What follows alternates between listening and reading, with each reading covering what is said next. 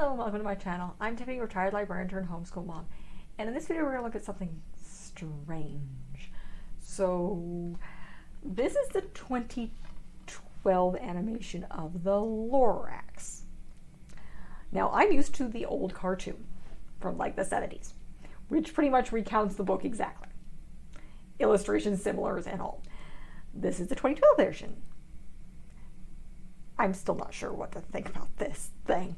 For reference, this is probably one of the first kids films I have seen in a very, very long time. The closest animation I think I'd seen prior to this was Monsters, Inc.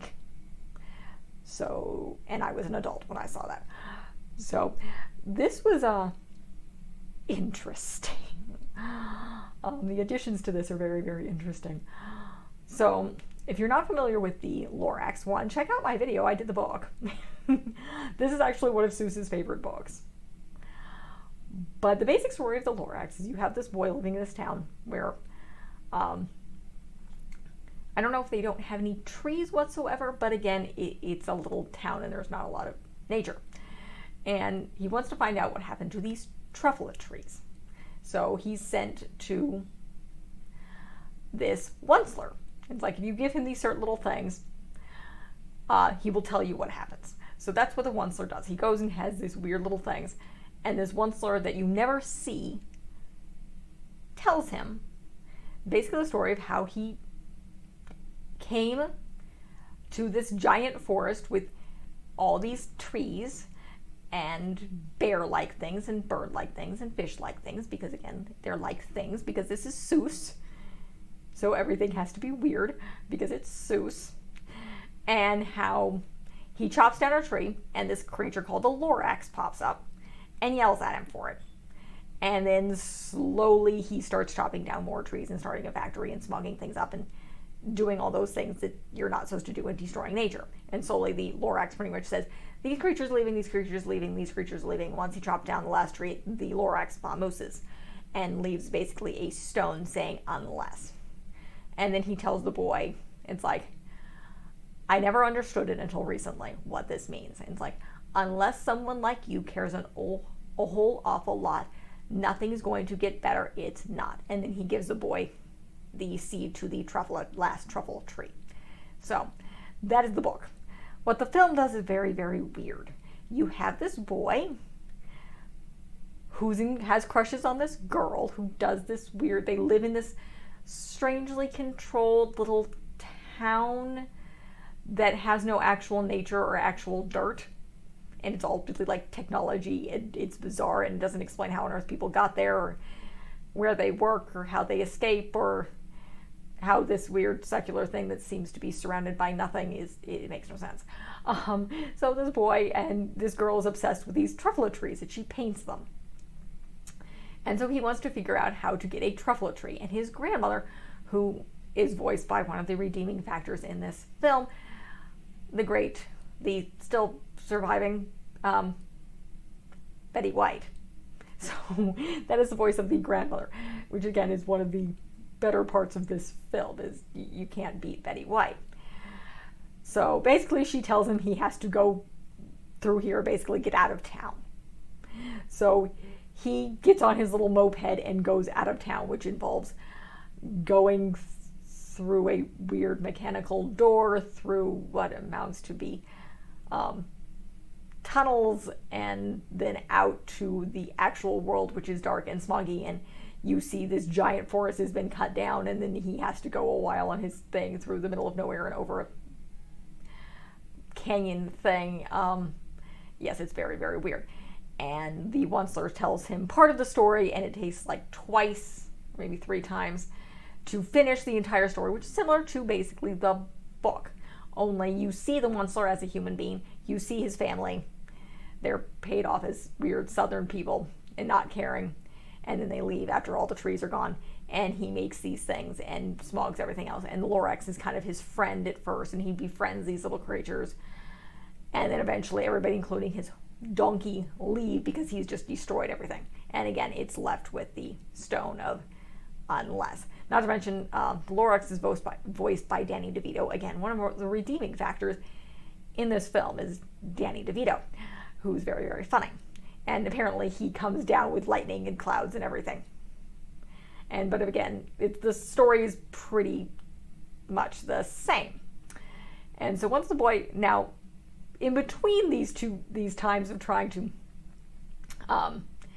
get this information from this Onceler, the mayor of the town, who's a greedy corporate person, tries to prevent him. You also see him with his people trying to, if they smog up the air some more, they'll have to buy air. Yes, that's a thing. It's very weird. He tries to, basically, the boy is not supposed to escape because, God forbid, he finds out the actual world. So they try to, the second time the boy goes out, he has to figure out a way to get out because the door has been blocked and all sorts of things. And he, like, jumps over the giant wall. Again, it's very weird. And it makes no sense. So, and then he comes, basically, he's given the seed and he comes back and he shows it to the girl, he shows it to the grandparents, and he's trying to plant this truffula tree. And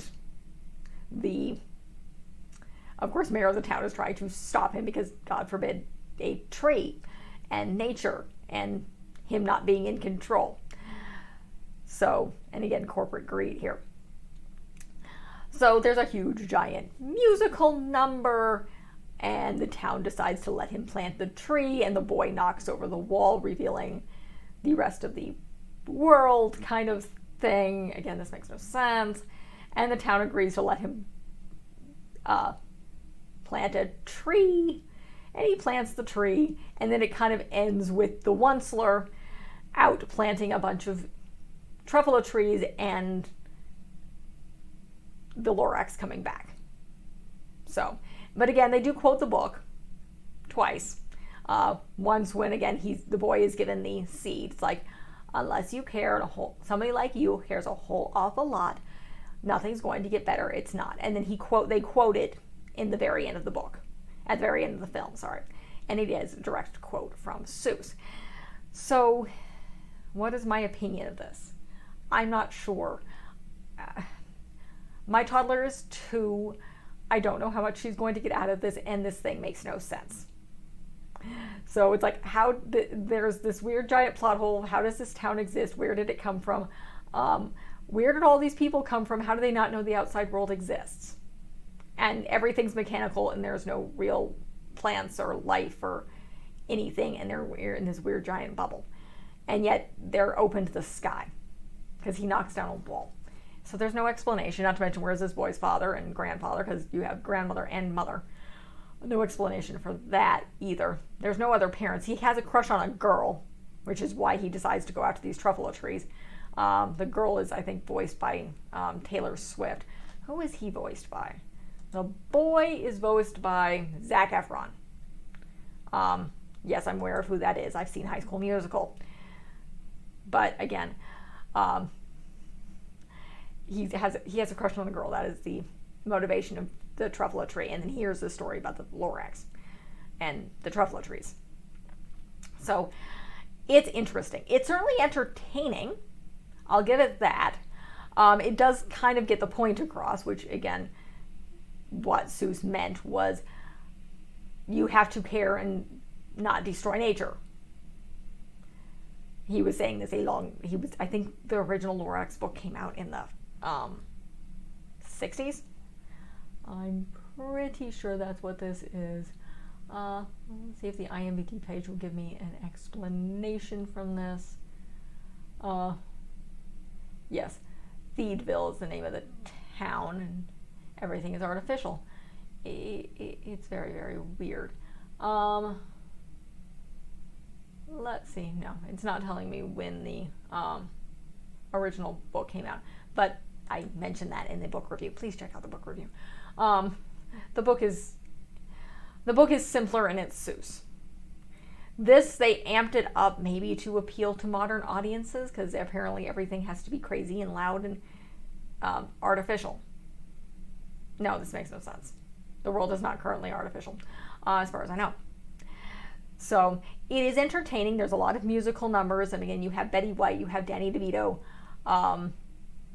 you have a few other actors thrown in there, some of which I cannot And of course you have Zac Efron. Some of these people know how to sing. There's people, let's see, Ted's mom is voiced by Jenny Slate, who I have no idea who the heck is. I'm gonna look her up really quickly. Looks like she's just a voice actor, so she's known for voice acting. So is there anybody else famous on here that I can tell? Not really. A lot of these people. There's an actor that I recognize. I can't pronounce his name. He's a known comedian actor. Stefan Tobolowsky, bald guy. Known, yeah, he's been around for a while. If you're my age, he was the commander in Spaceballs. And he was also found in Groundhog's Day. So yeah, he's been around for a while. So decently well-known actor. Let's see. And in Groundhog Day, he's the insurance salesman. But again, I'm old. So let's see. There's nobody else that I truly recognize on here. But again, it's a good, entertaining film. Personally, I prefer the cartoon from the 70s, which is pretty self-explanatory. It tells the story in animation. This adds a lot more to it that I still don't get. But I'm not a child, so it's interesting. I do not neither recommend nor unrecommend this book, not the film. I highly recommend the book.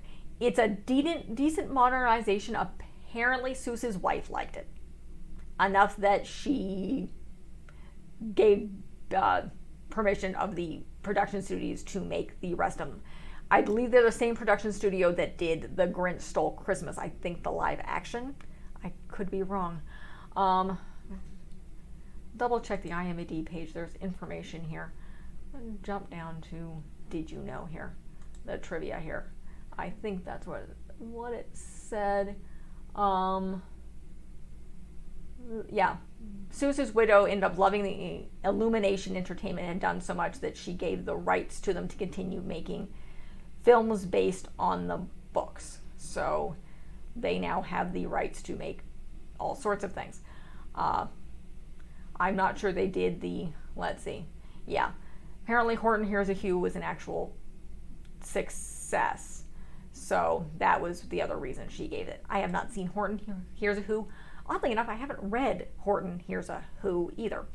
It might be something for a later date. But again, decent movie. A little weird. Just a little weird. And slightly technology based. Again, it's a little weird. It does give a face to the monster, which no other film does, and the directors and creators said they did that because they want people to realize that they are responsible for destroying things and that they have to work to make it better. So, again, I mean, I give it credit for having Danny DeVito and Betty White, both of which I like, and Lorax is voiced by Danny DeVito, who's being Danny DeVito, and he's very, very good. And Betty White is fabulous because she's Betty White. And of course she is. So, it's a fun movie. There's musical stuff in it. It's certainly more updated from the slightly slower original Lorax 70s animation. So this might be better for younger kids. I would definitely recommend showing them both if you can get a hold of it. And always read the book. So that's it for this review. Not a big thing. It's not a very long film. I borrowed it from my public library. So let's see. How long is this thing? Do a quick thing. Where is this? Wait, in fact, the DVD itself might be able to tell me. And it's too small for me to read because it's a library copy. So let's see. It's going to tell me how long are you darn thing. Probably no more than an hour. And now I'm making it. There it is. An hour and 26 minutes. So not that long. So if you like this review, please ignore if you can hear the meowing cat. I have a calico meowing at my door because she's irritating. Check out the rest of my stuff. I do mostly children's book reviews and children's film reviews. I do a sprinkling of travel stuff, a sprinkling of educational stuff, but mostly it's the book and film reviews, particularly targeted toward kids. I do have some older kids stuff on here as well.